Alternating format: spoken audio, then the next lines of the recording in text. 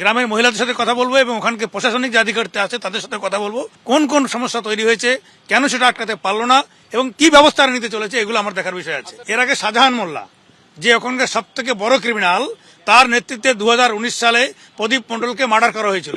FIR 1 নম্বরে নাম ছিল, ন্যাশনাল কমিশন তার তদন্ত করেছিল এবং এফআইআর থেকে পুলিশ সহযোগিতা করে তার নামকে বাদ দিয়ে দেওয়া হয়েছিল। এ ফাইল খুলবে, একটা ফাইলও বাকি থাকবে না, পাপ থেকে কেউ বাঁচতে পারবে না। শুনে রাখুন, দেখেছেন আপনারা আজ অনুব্রত মণ্ডল কোথায় গেছে, জেলে যেতে হয়েছে, কেউ বাঁচতে পারবে না। জানতে চেয়েছি সেখানে কি ঘটনা ঘটেছে এবং সেই ঘটনার পরিপ্রেক্ষিতে রিপোর্ট কেন্দ্র সরকার এবং রাজ্য সরকারকে বলবো যে এগুলো আপনারা ব্যবস্থা করুন, এটাই আমার কাজ। কিন্তু সেই কাজে বাধা দেওয়ার প্রচেষ্টা চলছে। ইভেন যা প্রোটোকল দেওয়া উচিত রাজ্য সরকারের কোনো প্রোটোকল সেখানে নেই।